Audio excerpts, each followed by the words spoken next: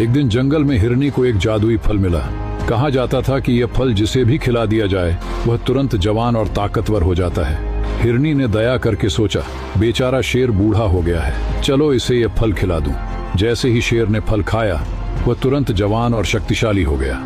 शेर खुश हुआ और हिरनी भी मुस्कुराते हुए वहां से चली गई। लेकिन शेर के मन में लालच जाग गया। वह बोला, अब मैं पहले जैसा हो गया हूँ, चलो इन बकरियों को दिखाता हूँ कि राजा कौन है। और उसने सारी बकरियों को मार डाला। कुछ देर बाद हिरनी वहां आई और बोली, ये सब कैसे मर गईं? शेर बोला, पता नहीं, खुद ही मर गईं। हिरनी ने शेर पर भरोसा किया और चली गई। कुछ दिनों बाद हिरनी घास खाने दूर जाने लगी। वह अपना छोटा बच्चा शेर को सौंपते हुए बोली, शेर भाई, इसका ध्यान रखना। शेर बोला, जाओ, मैं संभाल लूंगा। लेकिन जैसे ही हिरनी गई, शेर की पुरानी भूख लौट आई। उसने सोचा, अब फिर जवान हूं, क्यों ना इसे ही खा लूं। और उसने हिरनी के बच्चे को मारकर खा लिया। जब हिरनी वापस आई, बच्चा नहीं मिला। वह रोते हुए बोली, मेरा बच्चा कहाँ है?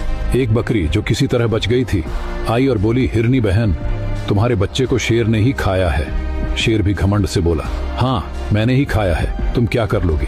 हिरनी समझ गई कि बकरियों को भी वही मारने वाला था। दुखी हिरनी जंगल के एक महान साधु के पास पहुंची और सब बता दिया। साधु बोले, तूने भलाई की थी, पर शेर ने तेरी अच्छाई का फायदा उठाया। जो शक्ति इसे तूने दी थी, अब मैं वापस लेता हूँ।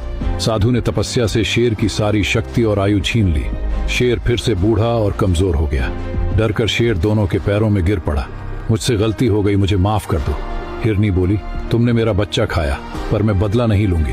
बस याद रखना, भलाई का बदला बुराई से मत देना। शेर रोते हुए बोला, मैं वादा करता हूँ, अब किसी को नुकसान नहीं पहुंचाऊंगा। साधु ने कहा,